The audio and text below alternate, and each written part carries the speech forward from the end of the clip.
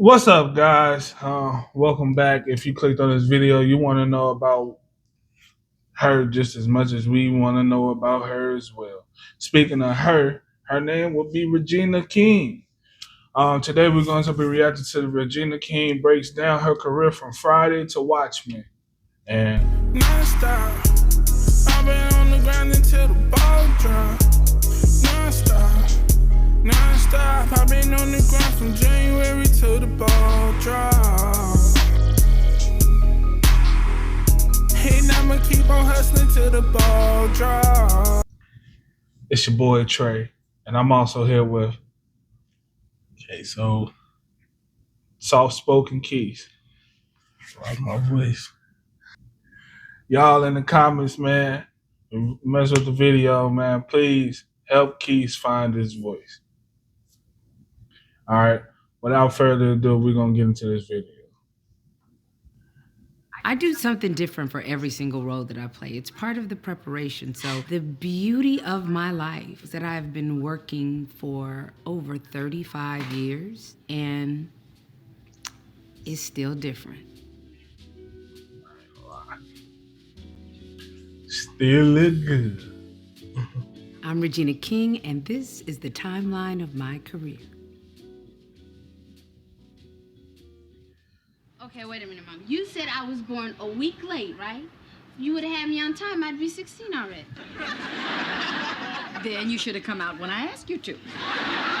I actually did the play 227. It was a play before it was a TV series, and Marla Gibbs sold it to NBC to make it into a series. 9 auditions later, I finally got the part. Marla Gibbs is the original boss. Before You gotta have some real determination. 9 auditions later.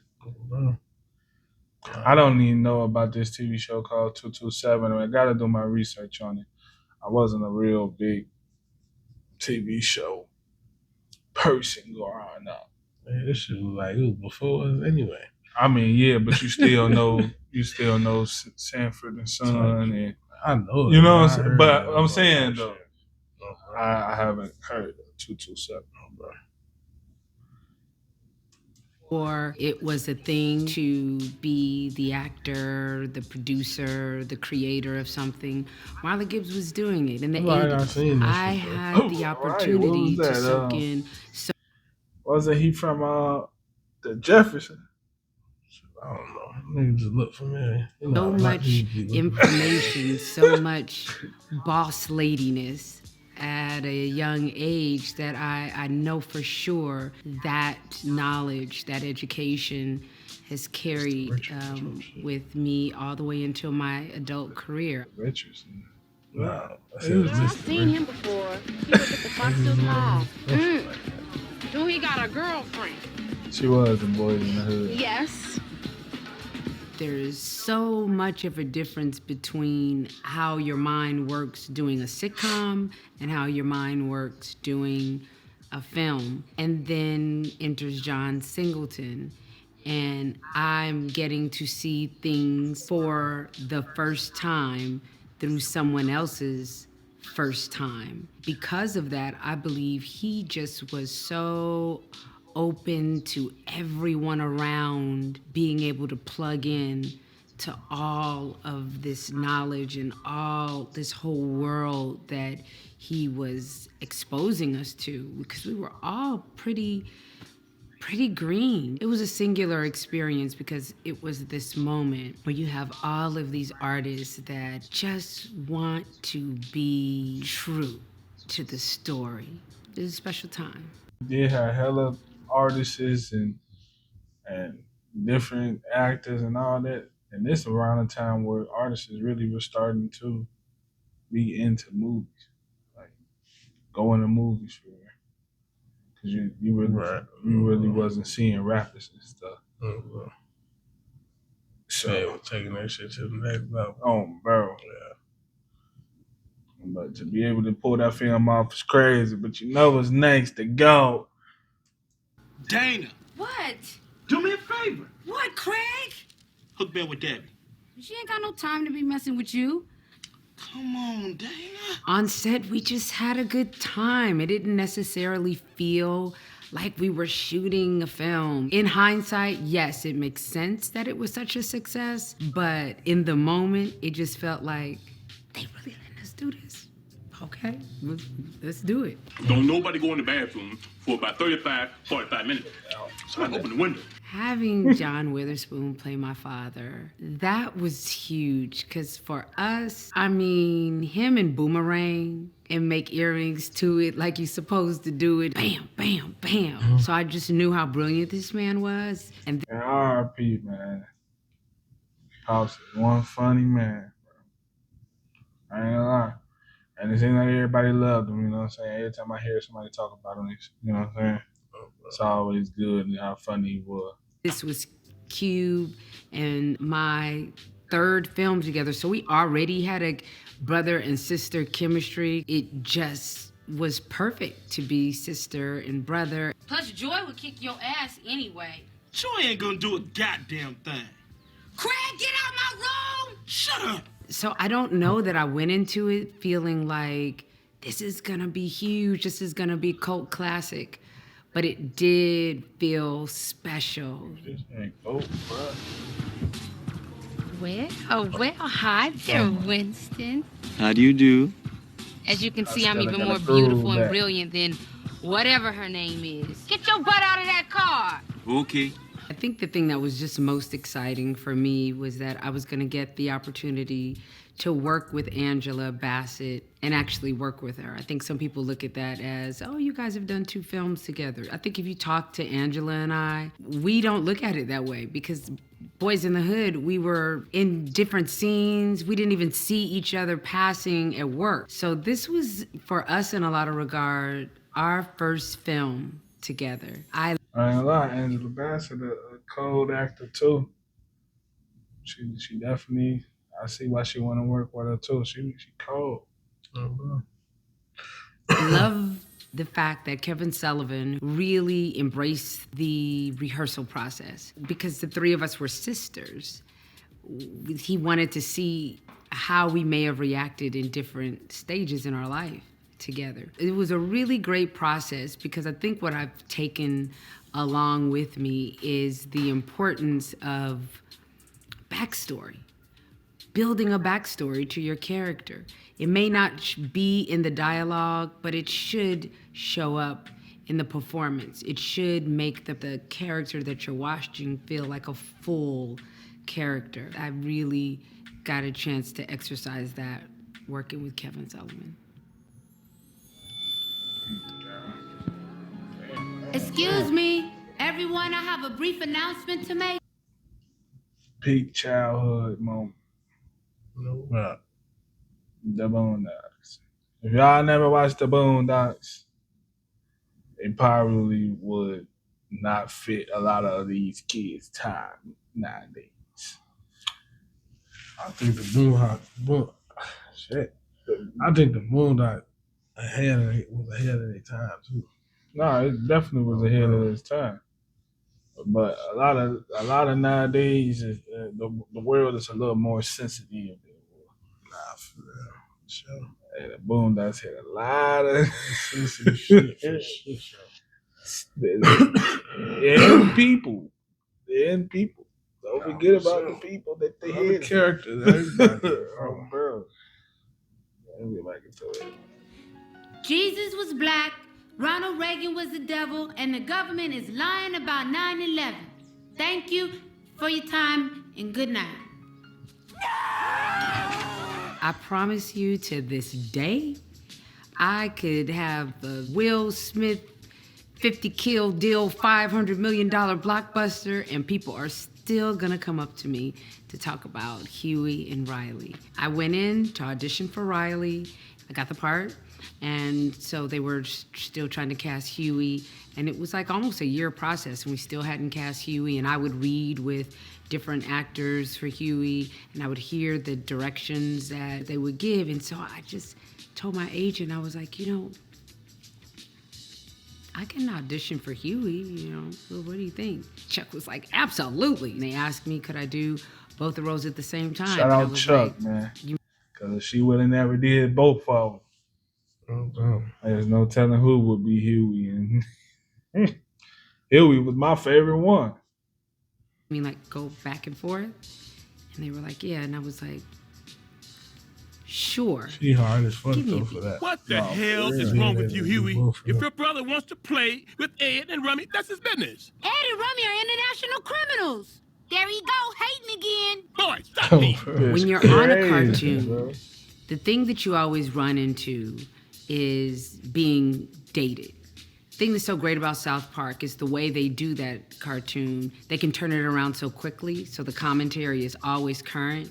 And we were always so concerned with Boondocks if we were going to be able, our social commentary was going to be able to remain current, because the style of that animation is not a quick turnaround.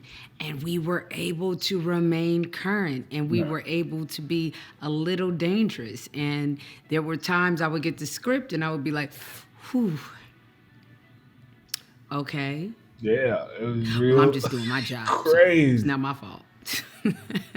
When messages are coming through with humor, it's kind of like, a spoonful of sugar helps the medicine go down. Oh, What if she's clean? What if I give her back the baby and it winds up dead in a week?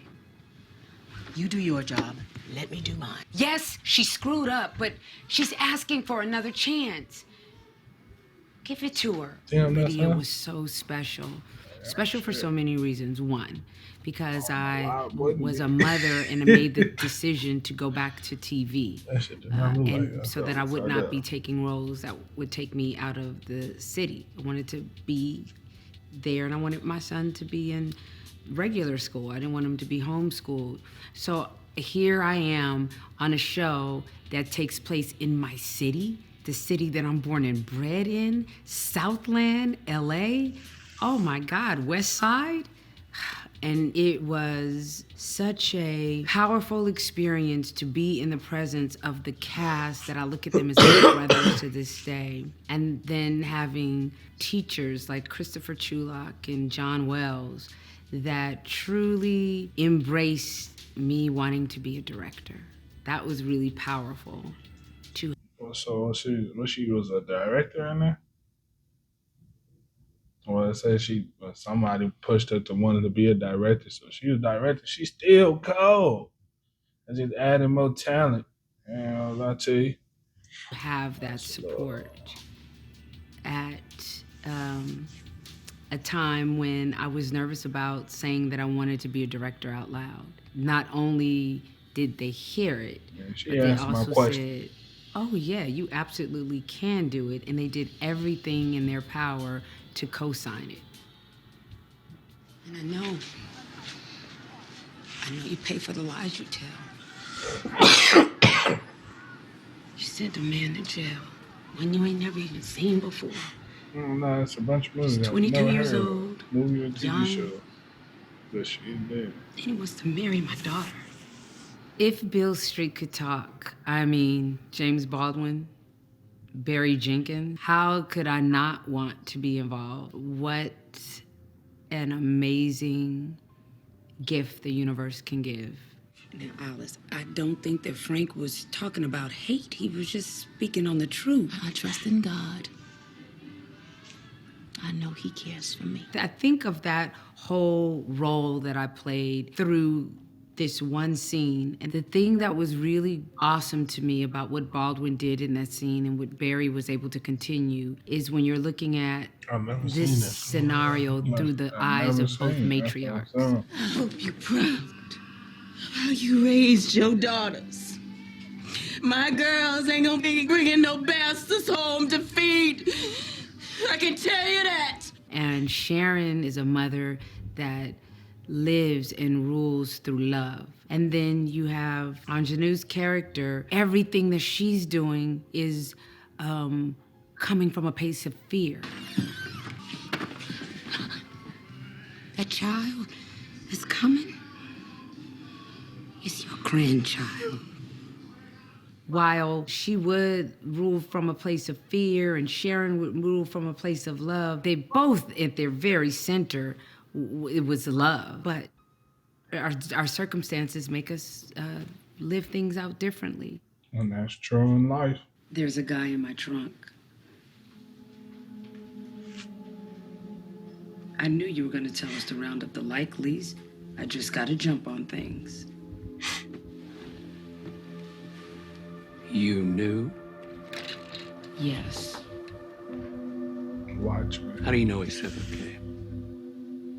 I got a nose for white supremacy, and he smells like bleach.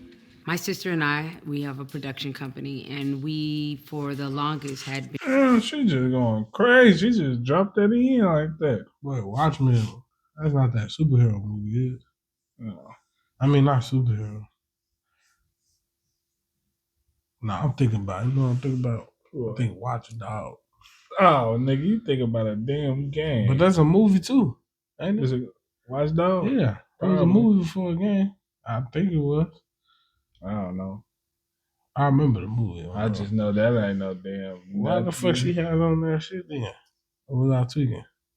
Nah, I think she was just like a sleeping. What's her name, bro? Sleeping what? Why the fuck do she got on? Right, that's what I was trying to see. My sister and I, we have a production company, and we, for the longest, had been talking about doing a story, a film, on Black Wall Street. Damon gave me a call, well, an email, and he said, I have something that I want you to read, and I really hope you like it. It had to be hand-delivered to me, and I started reading the script, and then I closed it 4 pages in, because I was like, is he doing Black Wall Street? I got chills. I got chills right now in this moment. And I was like, what is this? What is happening? In just 65 pages, Damon and this writing team, they have managed to do a gumbo of genres, and it's working, and I'm interested. I called Damon and I was like, more please? I need to know more. There was something really powerful about Damon being able to take the When she said original Damon, she talking about material, Wayne. That's what I was use it thinking. as canon, use big I was just about to ask world that. building, actual real world things that are happening in our time Man, he said that he was mirror actually what was a writer, happening. too, when it No, I was mean original. all of them great writers. All the Wayne's great writers. But that's the oldest one, I think Damon. I thought. I think Damon is Kane. What I think? Keenan, whatever. whatever. Keenan, One of them, Keenan. I think it's Keenan. Keenan. I don't know, but I thought he was the oldest. I don't know. We had to go through that when that time come too. Originally written and just propel the story through that space. You know what is going on around us? It should make everyone angry. One night in Miami. Well, you know, you bourgeois Negroes, you're too happy with your scraps to really understand what is at stake here. One Night in Miami. It's actually my second film. My first film was Let the Church Say Amen, but it was a TV film. I wanted to direct this because still to this moment, even after having finished One Night in Miami, that we don't get the opportunity to see more than two Black men together. And it just felt important to me.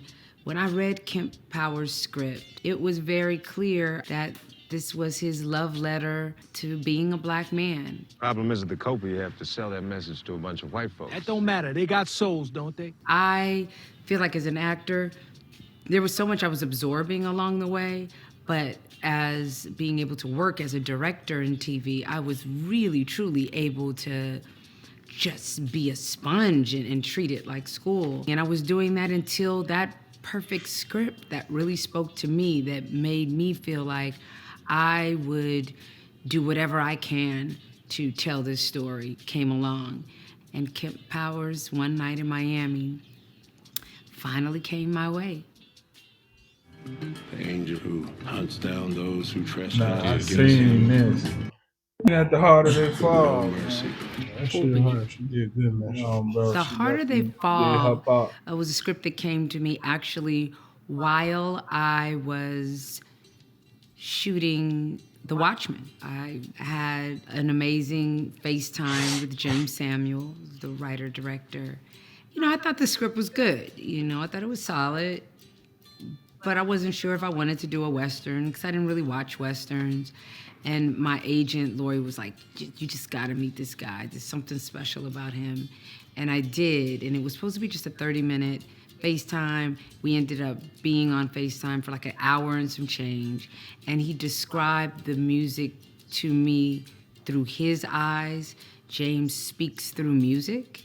So literally, he picked up the guitar and was playing music during our FaceTime. And I was immediately like, okay, I'm down.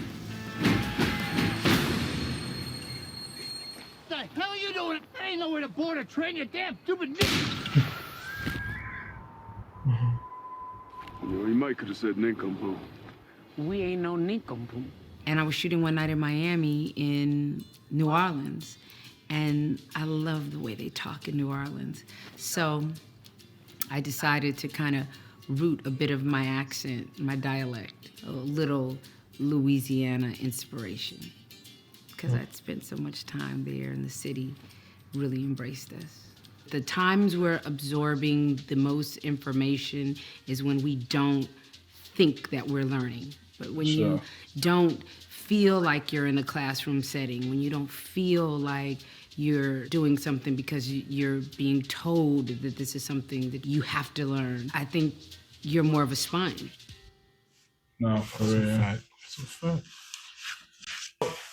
That was a pretty decent video. I know much. We probably ain't really talked that much. We're just trying to listen to what she was going to say a little more. It was a lot of titles that she was saying that she was a part of that I never even heard of. So I got to do my homework on that. But as far as that, man, you know, her doing Riley and Huey on Boondocks was the best part for me. I already knew that, but it was just good watching it in a video and actually putting something that I love and reacting to something that I love, for sure. No, for sure. I think that was the best. I think that was a, you know, like you say, her, like, that was a good thing that she did, both of them, you feel me? Mm-hmm. Like, it showed that she multi-talented, that she could definitely handle what's thrown at her, for sure. She definitely one of them top 10 art. She definitely one of the top 10 actors though, for sure. Like black actor in my eyes. Bro. And for those that want to get technical, he said actresses, but actress, but same shit. They doing the same. We gonna get up with y'all later, man. Y'all stay cozy out there, man. NAG be the team and ain't no runner. Don't play it back to life, pussy nigga ain't no running. King 3 guards on my side and they sing like it's Jonas.